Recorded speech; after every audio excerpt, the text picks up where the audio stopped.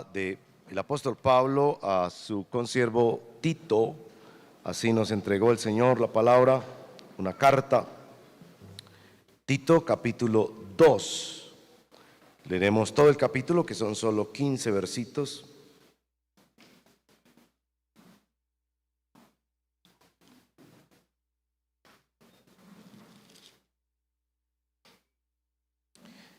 Leemos con reverencia y con gratitud.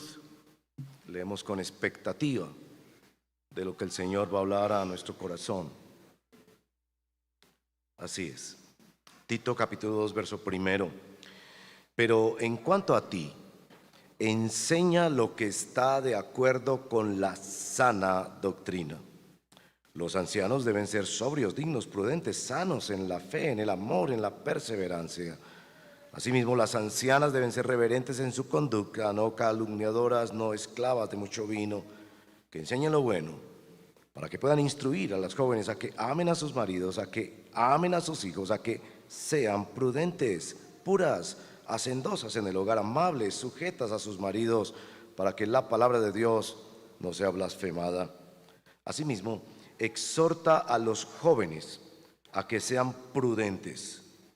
Muéstrate en todo como ejemplo de buenas obras, con pureza de doctrina, con dignidad, con palabra sana e irreprochable, a fin de que el adversario se avergüence al no tener nada malo que decir de nosotros.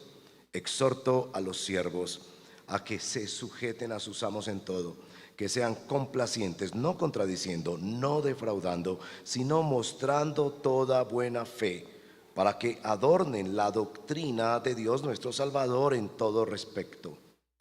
Porque la gracia de Dios se ha manifestado, trayendo salvación a todos los hombres, enseñándonos que negando la impiedad y los deseos mundanos, vivamos en este mundo sobria, justa y piadosamente, aguardando la esperanza bienaventurada y la manifestación de la gloria de nuestro gran Dios y Salvador Cristo Jesús.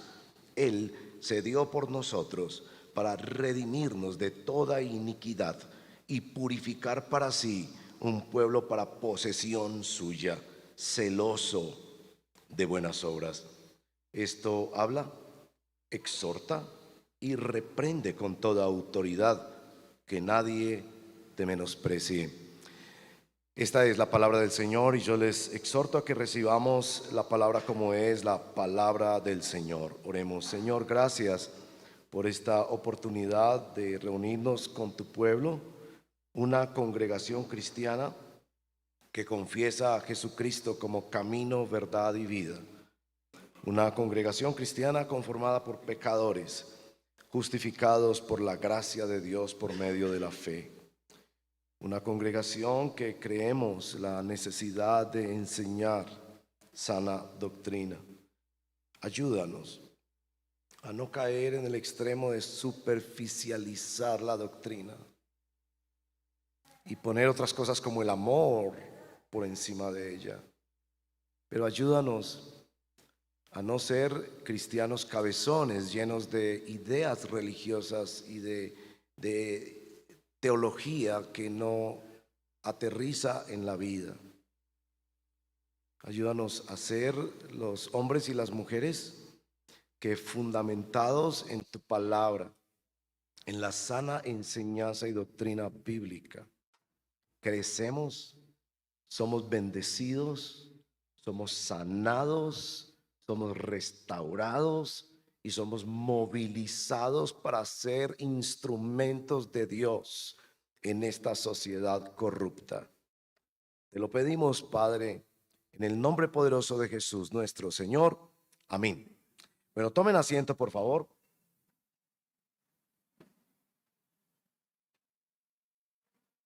Bueno, hay un saludo muy cariñoso para los que nos visitan hoy o han estado visitándonos en estos días.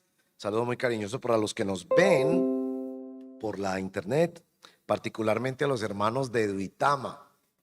No se olviden de orar por los hermanos de Duitama y de hacerse algún plancito vacacional a Boyacá.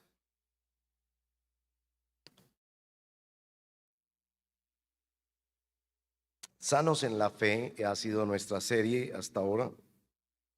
Y hoy hacemos una quinta entrega de Sanos en la Fe y la llamamos Una Iglesia de Sana Doctrina. Voy a empezar con unas preguntas, unas observaciones que espero ayuden a que usted dimensione un poco más ampliamente esa idea de qué es sana doctrina. Tal vez no ha escuchado esa expresión mucho ahora, pero es una expresión que ha acompañado a la iglesia cristiana por siglos y es una expresión que lamentablemente por las tendencias consumistas de esta generación religiosa ha desaparecido notablemente. Entonces voy a empezar haciendo esta pregunta. ¿Cuál es la clave del éxito? Piense en cualquier éxito. No es necesariamente incuestionable, sencillamente piense en cualquier éxito. Cuando se entrevistan estas personas famosas, muchas veces los periodistas o sus interlocutores están tratando de investigar cuál es la clave, ¿cierto? Y publican libros sobre eso y todo eso. Y algunos piensan que la clave del éxito es el esfuerzo, la tenacidad, la perseverancia. Algunos dicen el tener un sueño o una visión, o la tenacidad. Algunos hablan de la disciplina. Bien, yo estoy aquí para decirles que la clave del éxito de un ser humano está en lo que ese ser humano cree.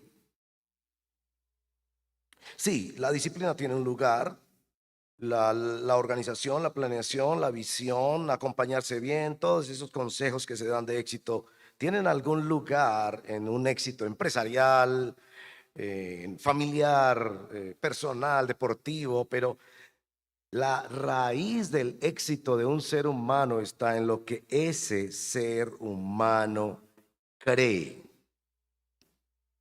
¿Cuál es la convicción que movió el corazón de Madame Curie para exponer aún su propia salud, para creer que ese proceso de investigación de las fuerzas radiactivas le ayudaría un día muy lejano a personas que sufrían de cáncer? Pues su fe, no necesariamente fe en Dios, pero su creencia, creía algo.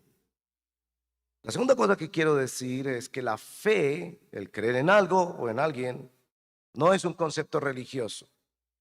Los que debaten mucho con los cristianos, ateos, agnósticos, académicos, científicos, que debaten con nosotros los asuntos de la fe, quieren relegar la fe a un asunto de orden religioso. Ustedes creen en un libro, lo que dice ese libro, bueno, las experiencias que ustedes tuvieron, las expectativas o deseos que tienen. Y debemos establecer que la fe es un imperativo universal. El ser humano no puede vivir sin fe. Sería imposible la vida. Usted no podría alimentarse si usted dice, yo no creo ni en lo que me como. Usted va a cultivar sus frijoles desde el día cero porque usted no cree en nadie que de pronto lo haya envenenado, le haya puesto un... Usted tiene que creer en una caja de frijoles, creer que adentro hay frijoles, creer que la persona fue decente al empacarlos, creer que no están envenenados y creer que finalmente le van a ayudar. Lo mismo en el transporte. Se monta en un avión, por favor, se monta en un avión. Yo no entiendo nada de aviones.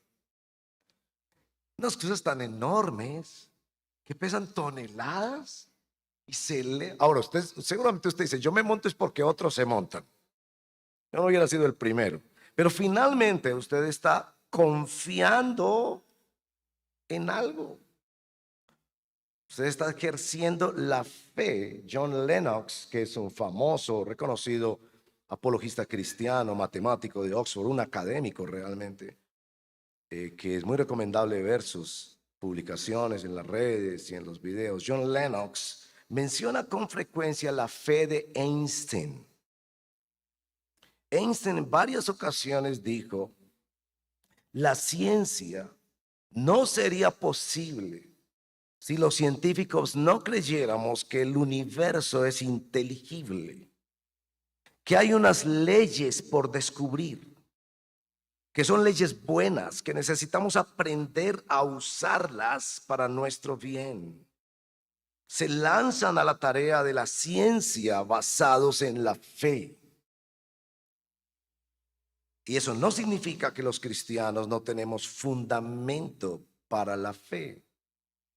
Nosotros creemos porque en la historia hubo una persona que se llamó Jesús de Nazaret, que vivió una vida perfecta, que declaró que su objetivo en la vida era morir en una cruz, que resucitó al tercer día, que ascendió a los cielos, que vendrá por segunda vez. Esa persona es una persona histórica.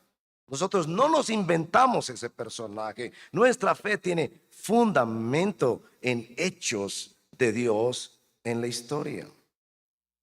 Entonces yo les preguntaba cuál es la clave del éxito, y les decía, la clave del éxito de cualquier persona es que cree algo, cree que su producto es realmente importante, único, beneficioso y que va a triunfar, que su cuerpo es capaz, que va a descubrir como el científico la ley física o química que va a llevarlo a encontrar aquello. Él tiene un ejercicio de fe, pero lo que creemos determina no solo lo que conseguimos, sino que determina también quiénes somos.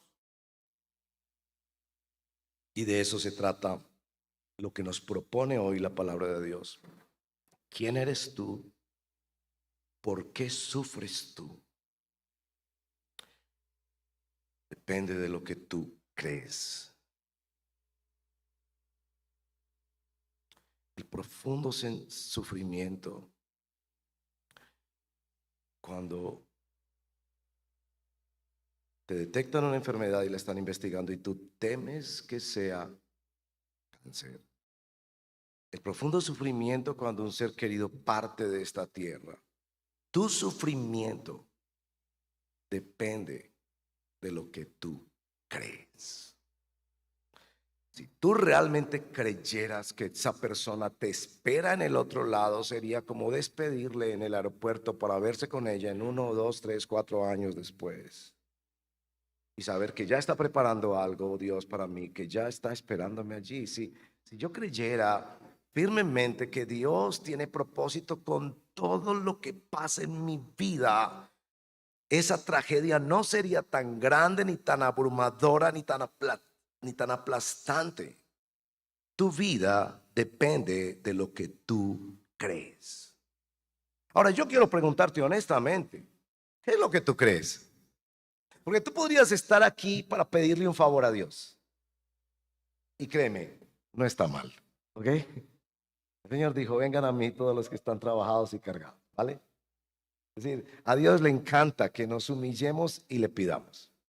Pero si yo te pregunto, además de estar aquí para pedirle un favor a Dios, ¿qué es lo que tú crees? Es decir, por ejemplo, si te murieras mañana en un accidente, ¿qué crees? Por Dios, ¿qué es lo que...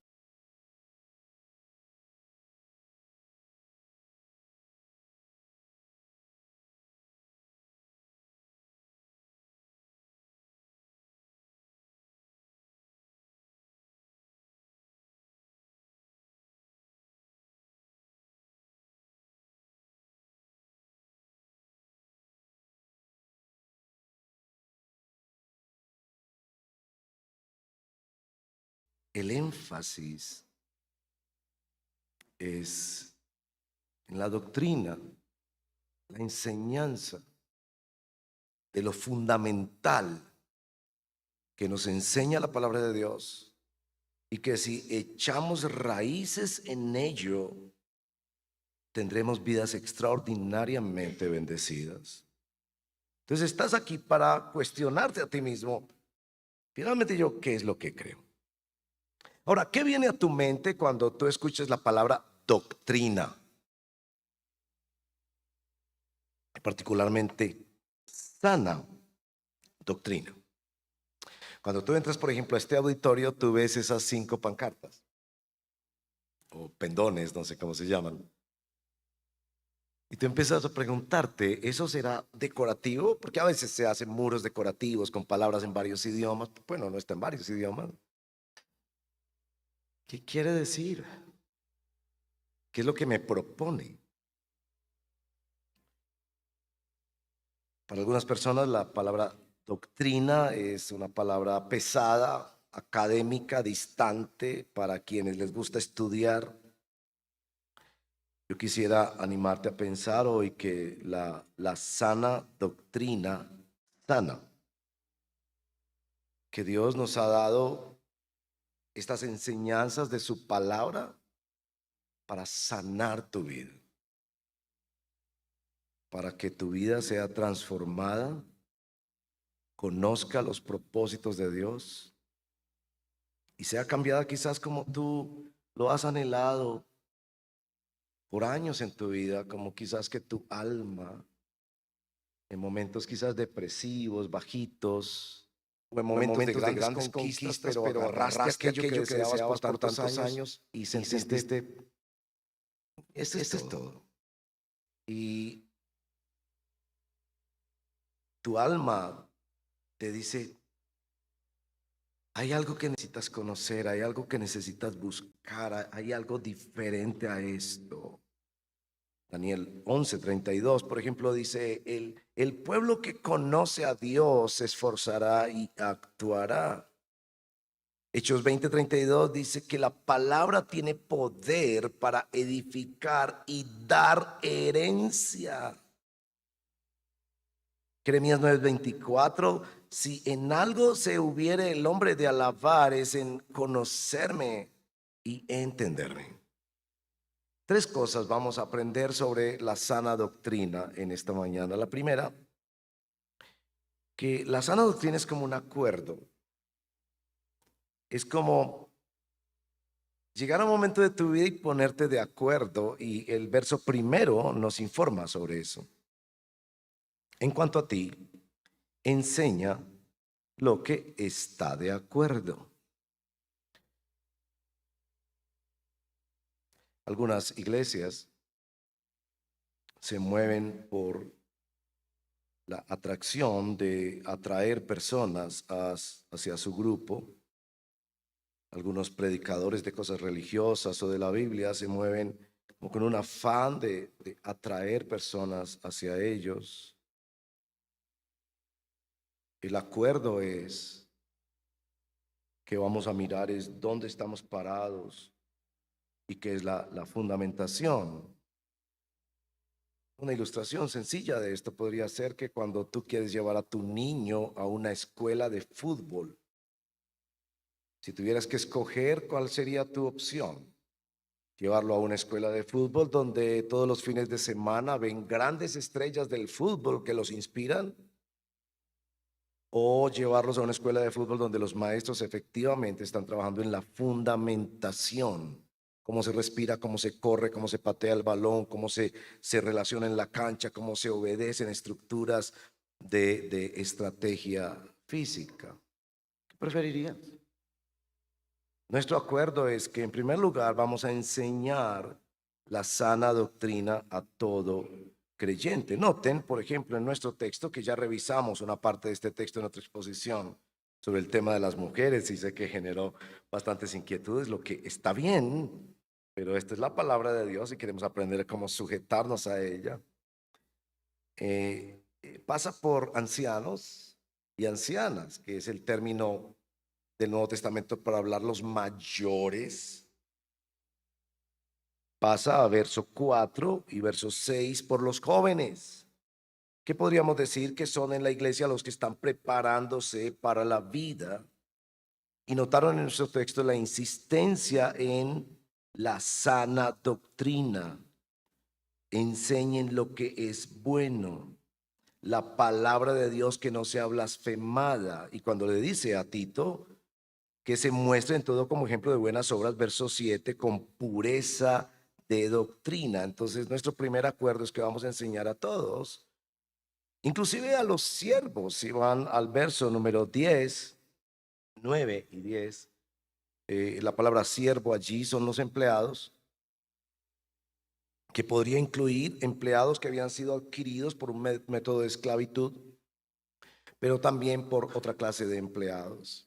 Y les da unas instrucciones, y el objetivo de darles esas instrucciones al final del verso 10 es para que adornen la doctrina de Dios. Cristiano, la forma en la que tú te portas en tu trabajo, adorna, perfuma o hace oler mal la doctrina de Dios el Salvador. Eso nos pone en esta gran doctrina del sacerdocio universal de los cristianos, que todos los cristianos somos ministros, todos los cristianos de Dios somos servidores en lo pequeño. Eso quiere decir ministro, servidor en las cosas de la vida cotidianas, pequeñas, en las que nos ocupan permanentemente. Nuestro acuerdo también, en segundo lugar, es que vivimos la sana doctrina. Y notarán que todos estos llamados al cambio en la vida de los ancianos, ancianas, jóvenes, siervos, se presentan como llamados a vivir lo que ellos saben acerca de Dios. Si Dios es tu proveedor, si Dios es Padre todopoderoso, creador del cielo y de la tierra, no necesitas hacer malos negocios moralmente ilegítimos o legalmente delictivos, porque tú sabes que tu Dios te dijo: no te dejaré ni te desampararé. Entonces, la ética profesional es la aplicación de la sana doctrina. Entonces, la doctrina no es algo que se encajona en documentos y que los pastores solamente están preocupados por ello, sino que la doctrina es cómo vivo el día a día, porque en cada conducta de tu vida tú estás gritando qué es lo que tú crees. ¿Crees que el dinero y la cantidad de dinero que consigas preparándote, trabajando tú en tu negocio o estudiando, crees que dinero es felicidad? ¿Vas a vivir bajo esa convicción? ¿O vas a vivir bajo la convicción de que Dios es proveedor y tiene propósito con tu vida? Él no te dejará ni te desamparará y Él cumplirá los propósitos que tiene para ti. Proverbio 23:7 dice: pues como piensa dentro de sí, así es el hombre. Entonces tus pensamientos, tus creencias finalmente determinan no solo lo que consigues en la vida, sino lo que tú eres en la vida. Así que, como creyentes en Cristo, se nos llama a un acuerdo con la sana doctrina. Esto lo vamos a enseñar a nuestra alma y a otras personas, y esto lo vamos a vivir. Segundo, nuestra comprensión de la sana doctrina. La sana doctrina en Tito, y especialmente llamar la atención sobre unos términos en la carta. Ahí es donde es maravilloso que usted traiga una Biblia de papel a la iglesia. Esto que yo tengo en mis manos es un libro. En este caso es la Biblia. Y uno lo coge en las manos y tiene hojas y se pasa así. Esto existe hace siglos en la humanidad. Hay otras formas de leer también y todas son bienvenidas. Pero es que tener un libro en las manos tiene unas ventajas que espero que usted pueda ir descubriendo paso a paso. Por ejemplo, una de ellas es que usted no tiene que deslizar pantallas, ni entretenerse, ni encender, ni nada de eso, ni gastar datos. Usted puede mirar un texto como contempla una obra de arte y va, por ejemplo, al verso 9 y encuentra esta expresión: debe retener la palabra fiel. Ese es un título para sana doctrina. Palabra fiel. Esa misma expresión aparece en el 3:8. Palabra fiel es esta. También si va al capítulo 1, verso 3, le informará que esta esperanza de vida eterna, Dios, que no miente, la prometió desde los tiempos eternos y a su debido tiempo la manifestó su palabra por la predicación. Que esto es lo que Pablo llamaba la locura de la predicación. Que usted se somete a una persona que le predique la Biblia con decencia y con fidelidad, y algo le pasa a su alma. Siempre que usted esté dispuesto a bajar la guardia y a no estar ahí sencillamente discutiendo o pensando, lo cual, bienvenido también, pero finalmente por el bien de su alma. si usted acata y por un momento solamente dice, voy a escuchar, le voy a dar la oportunidad a este predicador, podría vivir la manifestación de un hecho histórico y cósmico que Dios desde la eternidad planteó que lo revelaría al corazón de seres humanos. Si va al capítulo 2, verso 8, miren qué facilito es, nada más desliza la mirada hacia allá, con palabra sana e irreprochable, a fin de que el adversario se avergüence al no tener nada malo que decir de nosotros. Que si esta enseñanza es sana e irreprochable, vence adversarios. Bueno, en el verso 1:9 habla de sana doctrina, en el 2 de ser sanos en la fe. Estas expresiones en Tito dan cuenta de que Tito está pensando en un conjunto de enseñanzas que los apóstoles venían transmitiendo y que de esas enseñanzas dependía enfrentar con éxito la corrupción social que había en aquella isla de Creta donde está Tito localizado. También póngale ojo a la palabra cosmovisión. Es una palabra que ha tenido lugar en las últimas décadas. La palabra cosmovisión, para mí la mejor explicación de la palabra cosmovisión, para no ser muy técnicos ni muy enredados, es los lentes con los que tú ves la realidad. ¿Con qué lentes tú ves la realidad? Todos tenemos lentes para ver la realidad. Estos lentes nos los ha dado la cultura, que la cultura se compone de tradición, de leyes, de costumbres, de la forma en la que se hacen las cosas. Todos tenemos unos lentes para mirar la realidad. Bueno, Tito quiere proponerte unos lentes.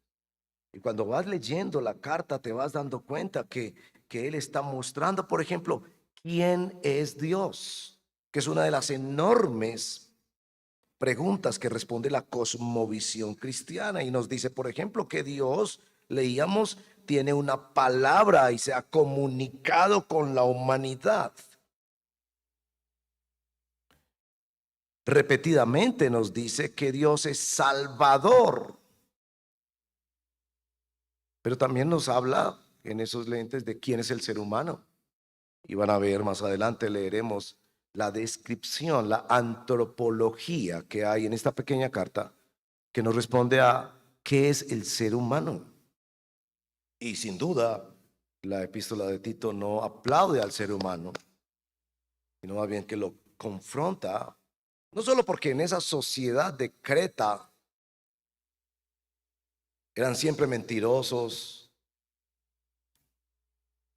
glotones y ociosos, sino porque analiza la realidad del problema del ser humano, y eso es parte de la cosmovisión cristiana. A los jóvenes les llama la atención más este término, a los viejos nos parece un poco extraño y quizás muy técnico, pero los lentes con los, ¿cómo ves a Dios? ¿Cómo ves al ser humano? ¿Y cómo ves la intención de Dios? Entonces la sana doctrina es finalmente el resumen de cómo Dios ve las cosas que nos deja ver en la palabra de Dios. Es el patrón, es la herencia, dice 2 de Timoteo 1:13 y 14. Guarda mediante el Espíritu Santo que habita en nosotros el tesoro que te ha sido encomendado, las enseñanzas que protegen y guían nuestra vida. Ahora, algo sobre nuestra comprensión de doctrina es muy importante en la epístola de Tito, y quisiera mostrárselos en lo que yo llamo los dos porqués de Tito, los dos porqués de Tito, no porqués, sino porqués. Y lo van a encontrar en el capítulo 2, lo leímos ahorita, verso 11 al verso 14. Verso 11 al verso 14. ¿Por qué la gracia de Dios? Es decir, ¿por qué nosotros debemos comportarnos como seguidores de Jesús? ¿Cómo es que debemos seguir a Jesús? ¿Cuál es el fundamento para seguir a Jesús en medio de nuestras propias tentaciones, debilidades, luchas con nuestro carácter y nuestras luchas con una sociedad cada vez más corrupta que nos envuelve? Aquí nos van a dar la razón, porque la gracia de Dios se ha manifestado trayendo salvación a todos los hombres, enseñándonos que negando la piedad y los deseos mundanos, vivamos en este mundo sobria, justa y piadosamente, aguardando la esperanza bienaventurada y manifestación de la gloria del gran Dios y Salvador Cristo Jesús. Todo eso es pura doctrina, que está declarando quién es Dios, quién es el hombre y qué es lo que se propone Dios con el hombre. La gracia de Dios se manifestó para salvación, pero no para una salvación que nos dejaba quietos, no, una salvación que nos enseña a negar la impiedad y los deseos, a luchar con nuestros propios deseos mundanos, viviendo en este mundo sobria, justa, piadosamente, pero no para vivir solo en este mundo, aguardando doctrina, los hechos del futuro, la esperanza bienaventurada y la manifestación de la gloria de nuestro gran Dios y Salvador Cristo Jesús. Noten cómo ese por qué termina siendo el fundamento de nuestra vida. Que si tú no la tienes clara de qué fue lo que Jesús vino a hacer, si tú no la tienes clara de para qué fue que Jesús vino a tu vida, te vas a perder en este mundo corrupto. El segundo porque está en el capítulo 3, verso 3. Porque nosotros también en otro tiempo éramos. Y note esta hermosa descripción, si podemos hablar un poco sarcásticamente. Él está describiendo su vida, por favor, su vida. Pablo, necios, ¿qué más? Desobedientes, ¿qué más? Extraviados, ¿qué más? Esclavos de deleites y placeres, ¿qué más? Viviendo en malicia y envidia, ¿qué más? Aborrecibles y odiándonos unos a otros. No tiene un concepto romántico del ser humano. Pero en el verso 4 viene ese gran pero. Pero cuando se manifestó la bondad de Dios, nuestro Salvador, y su amor a la humanidad, Él nos salvó, Tito, Él nos salvó, le dice Pablo, Él nos salvó. Y viene toda esta doctrina, no por obras de justicia que nosotros hubiéramos hecho, sino conforme a su misericordia. Qué belleza, qué forma de contar su historia. Por medio del lavamiento de la regeneración, doctrina y la renovación del Espíritu Santo. Lo que hace el Espíritu Santo, que Él derramó sobre nosotros abundantemente por medio de Cristo Jesús, nuestro Salvador, para que justificados por su gracia, fuéramos hechos herederos según la esperanza de la vida eterna. ¿Se dan cuenta? Es la doctrina la que empuja nuestro comportamiento nuevo. Es una base y un fundamento. Dos elementos esenciales de esa doctrina, porque nuestra comprensión de la doctrina es clara. Si alguien les pregunta, ¿qué es la doctrina cristiana? Dígale, son las principales enseñanzas del cristianismo. Pero usted puede decir algo más. Usted puede decir que la doctrina cristiana está vertebralmente organizada, fundacionalmente dirigida por dos grandes cosas. Y como estamos hablando de doctrina, voy a usar términos que son un poco técnicos: la soteriología y la cristología. La soteriología es la doctrina sobre la obra de Dios en la salvación.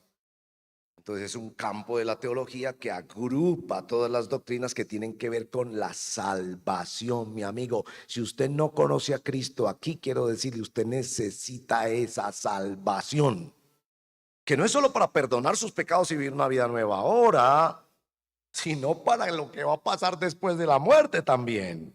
Esto se llama soteriología. Y la otra la entienden más fácil: cristología, la obra y la persona de Cristo. ¿Se dieron cuenta que en estos textos se habla siempre de que Él es el Salvador?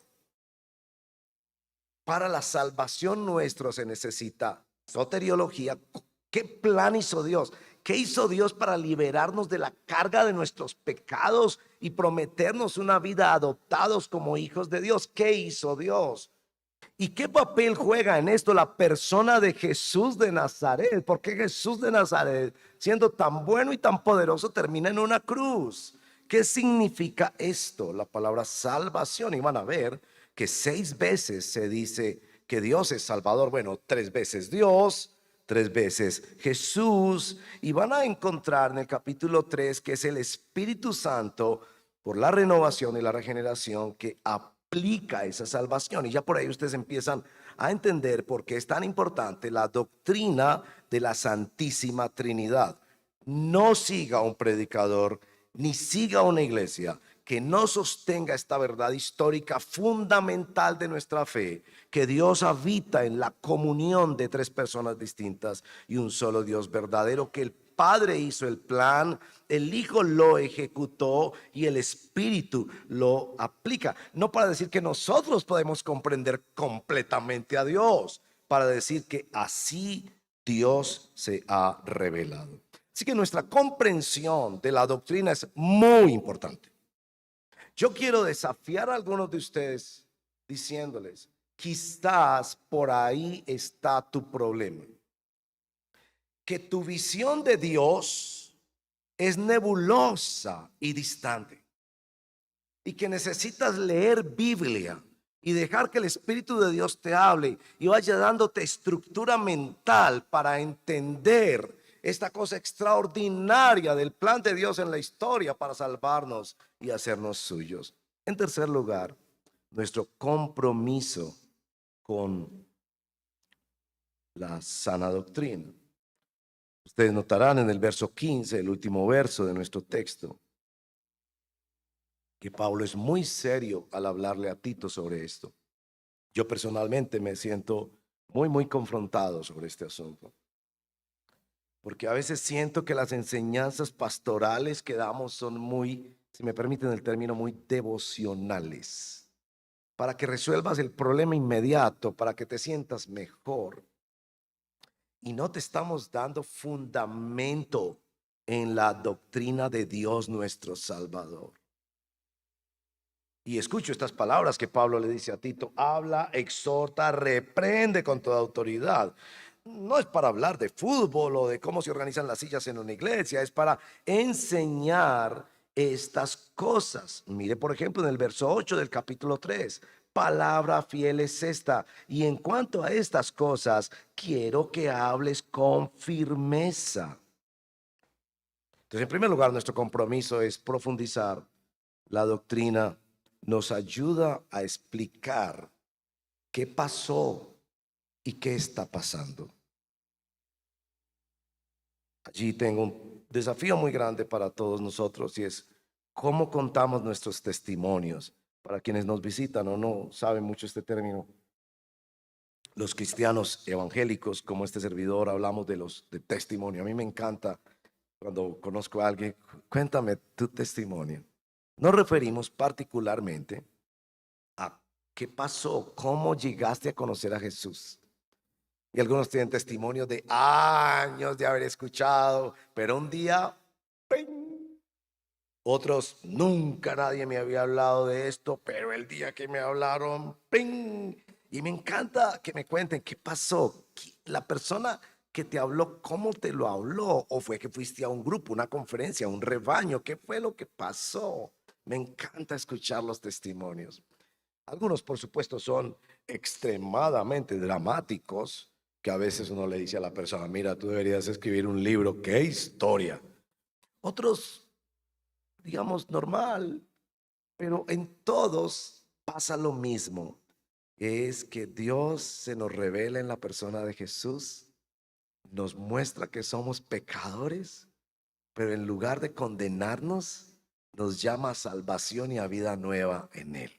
Y eso es hermoso. La cosa que yo encuentro, y quizás me han escuchado hablar de esto en otros contextos, en otras ocasiones, es qué tan poca doctrina ponemos en nuestro testimonio.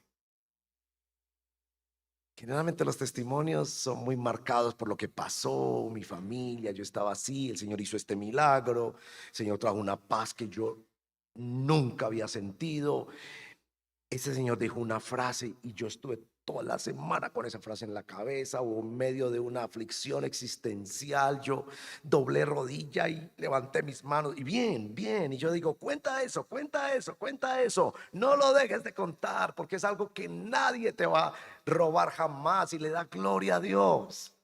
Pero me sorprende la poca doctrina que ponemos en nuestro testimonio. Es decir, que deberíamos decir, sí, yo me sentía triste y solo. Yo me di cuenta que si me moría en este momento y existe un Dios justo y santo que conoce los pensamientos de las personas, Él debería mandarme al infierno. Y en ese momento yo le dije, Dios, ayúdame. Y una paz vino a mi corazón. Pero ¿qué tal si decimos, y en ese momento Él me justificó por la fe? ¿O qué tal si decimos, el otro día por la mañana yo sentí que era una nueva persona? Y eso es lo que la Biblia llama la regeneración. Bueno, en ese momento ya sentí que aunque no había tenido un papá o no había tenido una familia o era un desorden de familia, yo ahora tenía un papá y ahora era adoptado por el Dios Padre Todopoderoso. O decir, sí, yo vivía sin ánimo en la vida, sin pensar en el mañana, pero ahora ya estoy esperando la venida del Señor Jesucristo, que vendrá por mí o me llevará con Él y viviremos por la eternidad. ¿Qué tal? ¿Qué tal? ¿Qué tal? Si cuando nosotros contamos nuestra historia, ponemos doctrina en ella. Porque eso es lo que hace Pablo en Tito. Ahora necesitamos también aprender y comprometernos a practicar la doctrina. Algunas personas se sorprenden cuando llegan a la Biblia y preguntan por qué alguien como Pablo, con una mente tan brillante, no escribió una enciclopedia de doctrina. Número 1, ¿qué es la salvación? Número 2, ¿qué es la santificación? Número 3, ¿qué es la adopción? Número 4, ¿qué es la propiciación? ¿No os lo habría puesto muy fácil? Bueno, una respuesta histórica es que en ese momento de la historia no había transmisión de conocimiento enciclopédico, no se escribía así. Pero una respuesta más sólida es que Pablo entiende que la doctrina se aprende practicando. Cuando tú le dices a ese negocio mal habido que te están promoviendo, no, porque yo creo lo que dice mi Biblia, que Dios es mi proveedor, Él me abrirá puertas, Él hará algo por mí. En ese momento es que estás aprendiendo una doctrina esencial de nuestra vida, y es que nuestro Dios es Jehová Jireh, el Dios proveedor. Y profundizas eso más y más en tu vida, y un día cuando Él te pide dar para otros, tú dices, Señor, qué pena, es que todo es tuyo, porque Él es tu proveedor. Pero también nos comprometemos a proclamar y defender la sana doctrina. El tiempo no me da para explicar cada uno de estos, pero por ejemplo, en el capítulo 2, verso 4, para que puedan instruir a las jóvenes. Es decir, la doctrina es para discipular. En el capítulo 2, verso 5, para proteger la reputación, el buen testimonio del mensaje cristiano. Es decir, la doctrina es para cuidar. En el capítulo 2, verso 8, para vencer al mal, al contradictor. Es decir, que con la buena doctrina vencemos. En el capítulo 2, verso 10, para adornar la doctrina de Dios como Salvador. Es decir, la buena doctrina atrae. Y a través de la historia, esto es lo que ha hecho la iglesia. La iglesia ha proclamado a través de la predicación, de los catecismos históricos, de las confesiones. Pero también la iglesia ha respondido en debates apologéticos y grandes declaraciones. En conclusión, yo creo que la doctrina se aprende como un idioma y se vive como un mapa. Les pregunto, ¿cómo aprendieron ustedes el idioma que todos hablamos, este idioma hermoso del español? ¿Cómo aprendiste español? Cuando tenías 3 años, tu mamá te sentó y te dijo, hijo, la oración se compone de sujeto y predicado, ¿cierto? Un adjetivo es y un sustantivo es, un artículo es. ¿Cierto que así no aprendimos español? Nosotros aprendimos español hablando. Pero un día fuimos donde unos maestros y esos maestros nos dijeron, no digas Blanca Casa, Eso en otros idiomas, pero aquí debe ser primero el sustantivo y después el adjetivo. En español es Casa Blanca. Pero eso nos lo dijeron después de que nosotros hubiéramos dicho Casa Blanca o Blanca Casa muchas veces. Así nosotros aprendemos la doctrina en nuestro devocional diario, en nuestros rebaños, en el someternos disciplinadamente cada semana, como ustedes generosamente, a escuchar palabra de Dios, en nuestra lectura de toda la Biblia, porque un cristiano debe leer todo el consejo de Dios, paulatino, disciplinado, organizado. Vamos aprendiendo el lenguaje de la verdad y vamos incorporando nuevas comprensiones de doctrina. Aplicación. Yo creo que en primer lugar nuestra aplicación es el arrepentimiento y la fe. Nosotros debemos arrepentirnos de ignorar, de superficializar o de menospreciar las doctrinas de la palabra de Dios. Asistimos a una generación superficial. Como alguien ha dicho, el analfabetismo en las filas de los cristianos evangélicos hoy en día da dolor. Nos hemos quedado en la superficie de canciones hermosas, de experiencias grupales, pero con muy pobre y poca raíz. Así que juntos como iglesia vamos a pedirle perdón al Señor. Pero también el Evangelio nos llama a la fe, así como llama cuando nos llama por primera vez, nos llama a creer en el poder de la palabra de Dios. Que si esta palabra habita en nosotros, seremos más útiles, más felices, tendremos mayor contentamiento, viviremos más para Dios. También como aplicación quiero decir que hay una exhortación en el texto a evitar controversias necias. También Pablo se preocupa por eso en el capítulo 3, verso 9. Evita controversias necias, genealogías, contiendas y discusiones acerca de la ley, porque son sin provecho y sin valor. Sí, hay un lugar de extremo en estos asuntos también que debemos cuidar. Como una aplicación muy particular, yo quisiera invitarlos a todos ustedes a un curso de doctrina que vamos a llamar Sanos con la sana doctrina.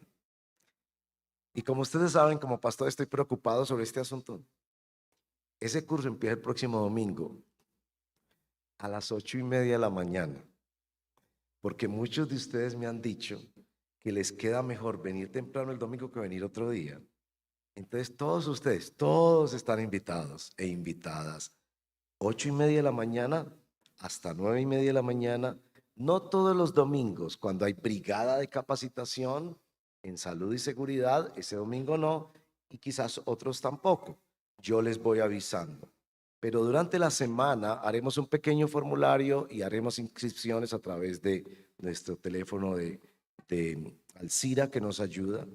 Pero sí quiero decirles sinceramente, llegó el momento en que tu vida cristiana tenga raíz.